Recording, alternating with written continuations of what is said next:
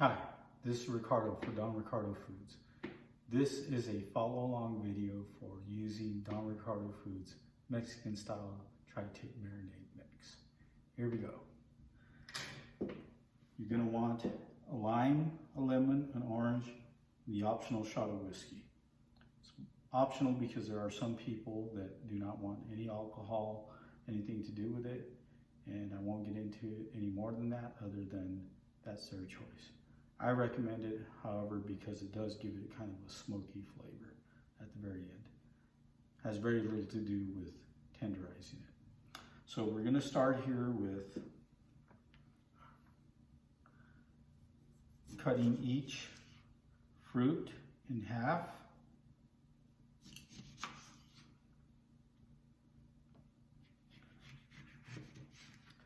Then we're going to juice them.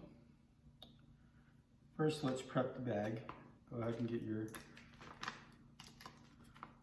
bag of Mexican style marinade and open the tamper-proof seal.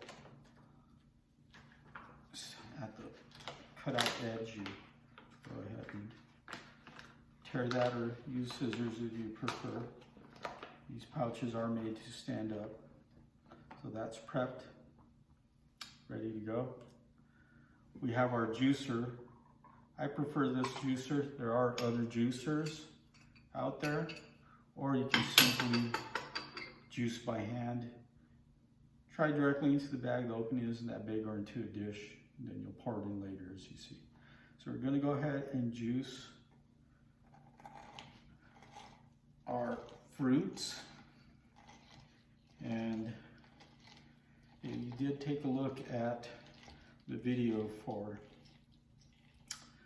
About Us and our mission, you'll see that these fruit juices are kind of a base for carne preparada. You see at carnicerias, it's basically a Mexican butcher shop. They have a base of some spices and fruit juices. So I took that recipe and added to it to make this marinade. So anyway, what we're doing now is we're juicing. We're taking as much juice as we can out of each fruit. And when we're done, we're going to go ahead and pour it into the bag of marinade. And I believe these fruit juices, because of the citric acid, will tenderize the meat along with adding flavor. So we're on our last fruit here, and pretty soon we'll add it to the bag. Now, if you do it by hand, which I used to do before I decided to start using a juicer, you will get some of the pulp in there from the juices, from the fruit, which is no big deal if you do not take them out or try and strain it.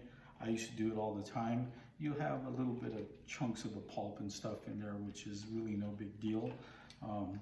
It actually kind of makes it look pretty. So that's one thing about Don Ricardo Foods is the presentation. Some of these things will look fabulous besides eating it. And so we'll go ahead. We got our 3 fruits juiced, and we're going to go ahead and pour it into the bag of marinade mix.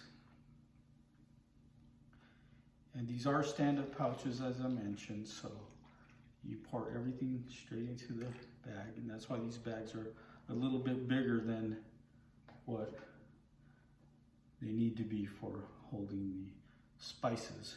And that was a thought in the process of making everything up, because I wanted this to be as easy as possible. Now here's the shot of whiskey again that I said is optional. I like to do it because, again, it gives it kind of that little smoky flavor. If you want to use a different type of alcohol, it's entirely up to you. I prefer whiskey. It's just something I've been doing since the beginning, and that's it. So I'm going to go ahead and seal the bag. There is a Ziploc after you open the tamper-proof seal. And then I'm going to shake. Basically, you shake for about 15 to 20 seconds. I don't usually normally count or set a timer because I've done this so many times You're welcome to do it at home yourself if you'd like to. However, I just know I give it a few shakes for those 15 to 20 seconds, and one of the ways I know is I'll look at the bottom, I'll kind of move it around, and if I see there's no dry ingredients at the bottom, I know it's pretty well mixed.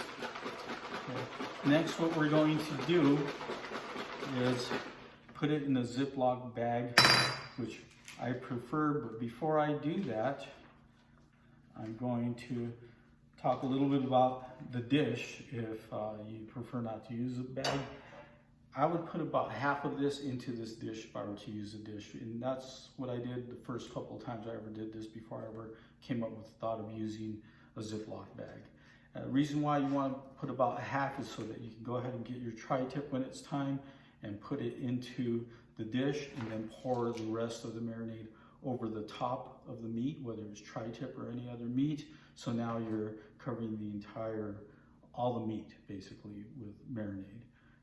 It's 2 hours, which is recommended minimum. I prefer overnight. Halfway through the 2 hours or the overnight, I recommend flipping the meat if you're going to use a dish so that the rest of the meat is submerged within the marinade and penetrates too. So here we are, we're going to move along. And before I go ahead and pour this marinade into the bag, the Ziploc bag where we're going to put the tri-tip into, I'm going to go ahead and I'm going to poke the last side of the meat that I'm doing, which is tri-tip in this case. And the reason I poke it when it comes to thick meats like this, and this is an extra tip and you don't have to do it, is I believe that poking it is going to help the marinade penetrate the meat when you're using a thick meat such as tri-tip, so that it really gets deep into the meat, and then you get a lot more bang for your buck, so to speak, by getting the flavor deep into the meat. I've already done the entire 2 sides of this tri-tip and the back side of this one. I'm going to go ahead and just this one last side to kind of give you an example of what I do. And I have this extra big fork. I may make myself sound a little silly by not even knowing what this fork is used for. Tossing a salad, who knows? I don't know. But anyway, I've had this as part of our set for a while, and I've become accustomed to using it for this particular purpose.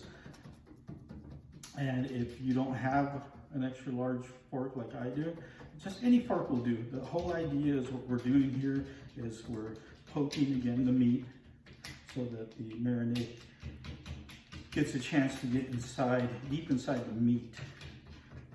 Okay. Again, this doesn't have to be done. I've never heard anything negative about it. When I've talked to some friends and stuff, they said they've done the same thing in the past.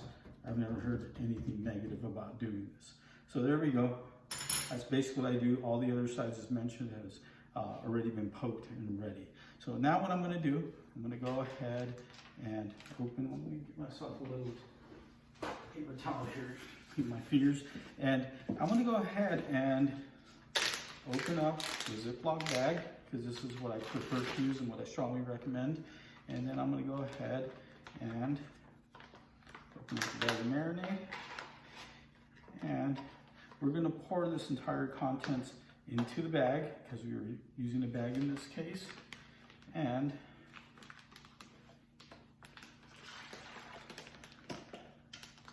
that's all transferred now. All in there. Okay. And now we're going to go ahead and add our meat. Okay. Now, tri-tip, I believe, gets its names because it looks like a triangle, so you have 3 tips. So I'm going to oppose the thick side to the skinny side, to the point side on in the bag so that they fit, kind of make like a square. Okay. And what I'm going to do is I'm going to go ahead and seal this bag. I'm going to double check, make sure it's sealed. Okay. Then I'm going to go ahead and move the bag around. I'm going to flip it over a few times, kind of manipulate these tips to sit where I want them to, so they'll sit flat as possible. And at the same time that I'm doing this, I'm also getting the tri-tip, surrounding the tri-tip with all the marinade. So that everything gets nice and coated.